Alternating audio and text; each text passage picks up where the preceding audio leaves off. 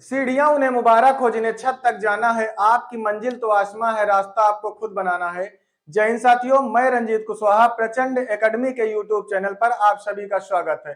छत को बड़ा गुरूर था छत होने का, एक मंजिल और बनी, छत फर्श हो गई। तूफान ज्यादा हो तो कश्तियां डूब जाती है, अहंकार ज्यादा हो तो कश्तियां डूब जाती है। आज हम पढ़ेंगे बहुत इंपॉर्टेंट चैप्टर, वो जिसको हम कहेंगे ज्ञानपीठ पुरस्कार के नाम से जानते हैं। ज्ञानपीठ पुरस्कार के बारे में जानेंगे, जो सन में दिया गया ज्ञानपीठ पुरस्कार किस किस क्षेत्र में मिला और किन किन लोगों को मिला। अगर 20 से 25 की उम्र में तुम्हारे सपने तुम्हें सोने न दें तो समझो तुम जिंदा हो। इस उम्र में तुम चैन की नींद सो रहे हो तो पता नहीं क्यों जिंदा हो। जिंदगी में मैं कहता हूं कि 6 महीने के लिए गायब हो जाओ, 6 महीने के लिए बंद कर लो अपने आप को कमरे में, दुनिया वालों को लगे मर गया, किसी को कोई अता पता ना चले। 6 महीने खुद पर इतनी मेहनत करो, खुद पर इतनी मेहनत करो, खुद को इतना समय दो कि दुनिया भर के लोग आपका समय लेने के लिए अपना समय लगाएं। तो आज हम ज्ञानपीठ पुरस्कार के बारे में जानेंगे। ज्ञानपीठ पुरस्कार 1944 में एक संस्था बनती है। उद्योगपति थे, एक अमीर व्यक्ति थे जिनका नाम था शाहू शांति प्रसाद जैन जी। 1944 में क्या करते हैं कि एक संस्था बनाते हैं। उस संस्था का कार्य क्या होता है कि जैसे कोई हिंदी साहित्य हो गया या किसी भी क्षेत्र में हो, साहित्य के क्षेत्र में पुरस्कार दिया जाए ताकि आगे लोग इस क्षेत्र में अच्छा कार्य कर सके। तो 1944 में संस्था बन जाती है, लेकिन क्या करते हैं कुछ दिन बाद 1961 में विचार आता है कि हरिवंश राय बच्चन और रामधारी सिंह दिनकर जी प्रारूप बनाते हैं, ड्राफ्ट बनाते हैं और पेश किसके समक्ष करते हैं? राष्ट्रपति डॉक्टर राजेंद्र प्रसाद के समक्ष पेश करते हैं। 1962 का साल आता है, अगला साल 1962 का साल होता है। इसमें ये सोचते हैं कि नाम कौन भेजेगा, कोई संस्था भेजेगी या कोई यूनिवर्सिटी होगी, कोई टीचर होगा, लिटरेचर होंगे साहित्य के क्षेत्र के, या क्रिटिक्स होंगे जो अच्छा बुरा दोनों देख सके। उसके बाद कहा गया कि एक वर्ष जिस भाषा में दिया जाएगा अगले 2 वर्ष उस भाषा में नहीं दिया जाएगा। जैसे अगर मान लो हिंदी में 1 साल मिला तो 2 साल हिंदी को कंसीडर ही नहीं करेंगे कि हिंदी भाषा में दिया जाए, केवल भारतीय भाषाओं में मिलेगा, विदेशी भाषाओं में नहीं, सिर्फ भारतीय भाषाओं में। 22 प्लस इंग्लिश। और जैसे सबसे ज्यादा बार किस भाषा में मिला? इंग्लिश में। वो 22 प्लस इंग्लिश जो है 23 भाषाओं में मिला, टोटल 23 में मिलता है। उसके बाद सबसे ज्यादा बार मिला हिंदी में, सबसे ज्यादा बार हिंदी में 11 बार और कन्नड़ भाषा में 8 बार मिला। कन्नड़ भाषा में कब मिला? 8 बार मिला। जिन भाषाओं में नहीं मिला जैसे सिंधी है, मणिपुरी नेपाली है, बोडो, डोगरी, संथाली और मैथिली, इन भाषाओं में नहीं मिला। जो सिंधी जोड़ी गई है 8वीं अनुसूची में 21वां संविधान संशोधन 1967 में दिया गया है। उसके बाद कोंकणी, मणिपुरी, नेपाली 71वां संविधान संशोधन 1992 में जोड़ा गया। उसके बाद बोडो, डोगरी, संथाली, मैथिली, इन भाषाओं को जोड़ा गया है 92वें संविधान संशोधन 2003 में जोड़ा गया। 92 संविधान संशोधन 2003 में जोड़ा गया है। उसके बाद अब देखेंगे कि इसका शुरुआत कब हुआ।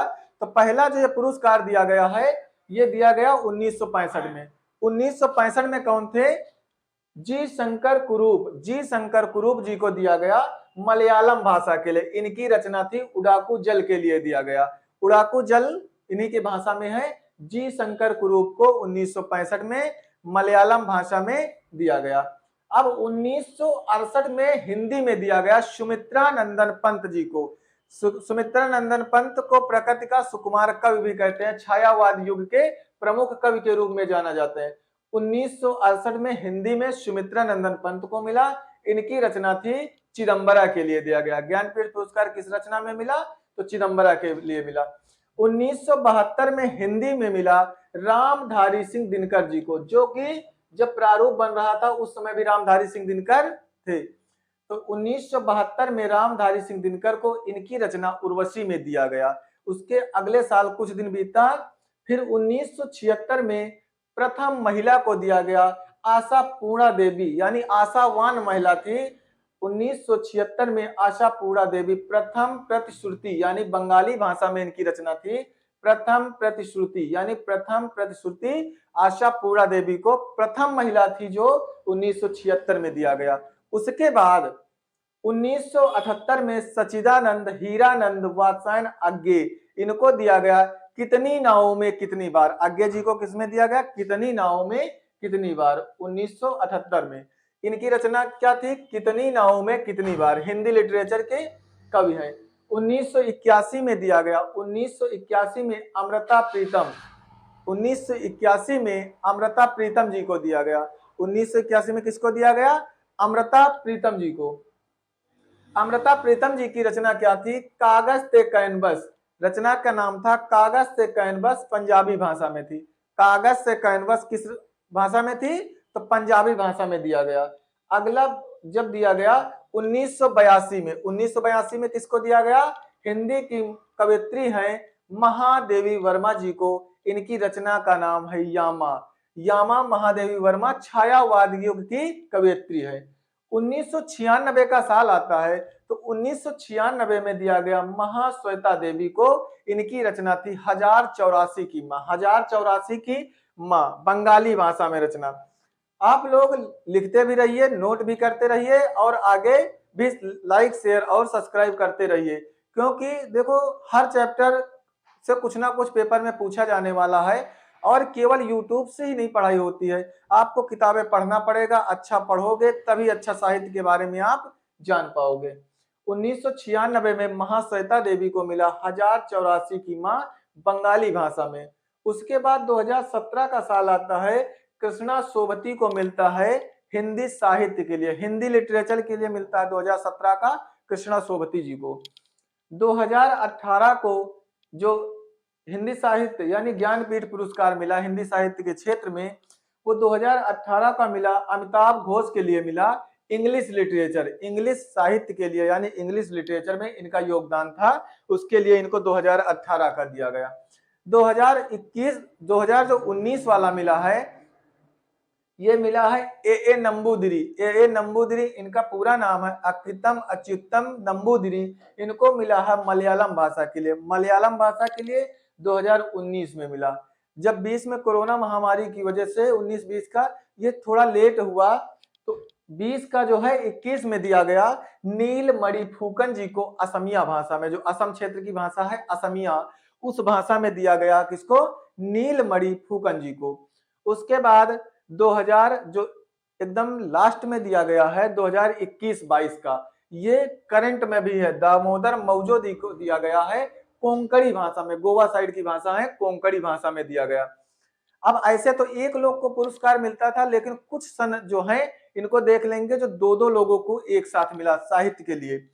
1967 में मिला 2 लोगों को एक साथ, 1973 में मिला, और उसके बाद 1999 और 2006 और 2009 में 2 लोगों को एक साथ मिला। 1967, 1973, 1999, 2006 और 2009 में 2 लोगों को एक साथ दिया गया। ये था हमारा ज्ञानपीठ पुरस्कार के बारे में। देखो कोई भी चीज है, संघर्ष में व्यक्ति अकेला होता है, सफलता में दुनिया उसके साथ होती है। जिस जिस पर यह जग हंसा है उसी ने इतिहास रचा है। पृथ्वी पर कोई भी इंसान ऐसा नहीं है जिसको समस्या ना हो, ऐसी कोई समस्या नहीं जिसका समाधान ना हो। मंजिलें कितनी भी ऊंची क्यों ना हो, रास्ता हमेशा पैरों के तले से होकर के गुजरता है। मैं कहता हूं कि जिंदगी में अगर कामयाब होना है तो बहानों का हवाला तो छोड़ना ही पड़ेगा। जो लोग जिंदगी में बहाने बनाते वो कभी जिंदगी में कामयाब नहीं हो सकते। जो लोग कामयाब होते हैं उनके हिस्से में कभी बहाने नहीं आते। दिन रात मेहनत करते हैं, दिन रात कामयाबी के बारे में सोचते हैं। कहने को क्या, दुनिया मेहनत करने में लगी है। असल में कामयाब वही होता है जो बातों से नहीं रातों से लड़ता है, दिन रात मेहनत करता है। तो आप लोग माता पिता का भरोसा विश्वास बना करके रहिए। अगर आपको पढ़ने के लिए मौका मिला है तो उस मौके का दुरुपयोग मत करिए। अभी अगर 20 से 25 की उम्र में तुम्हारे सपने तुम्हें सोने न दे तो समझो तुम जिंदा हो। इस उम्र में तुम चैन की नींद सो रहे हो तो पता नहीं क्यों जिंदा हो। अगर आपको 20 से 25 की उम्र में मेहनत नहीं कर सकते हो, अगर 6 घंटा पढ़ने में आपको दिक्कत है, 5 घंटे पढ़ने में दिक्कत है, तो 12 घंटे मजदूरी करके देख लो ना, उसमें कैसा लगता है। तब आपको समझ में आएगा कि माता पिता के खून पसीने की कमाई हम कैसे बर्बाद कर रहे हैं। आज अगर तुम मेहनत नहीं कर रहे हो तो कल तुमको मजदूरी मेहनत करना पड़ेगा।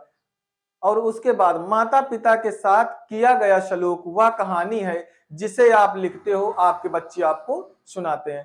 तो आप लोग मेहनत करिए, संघर्ष करिए, अच्छे लोगों को पढ़िए और अच्छे साहित्य को पढ़ेंगे तभी जीवन में कुछ कर सकते हैं। जय हिंद साथियों।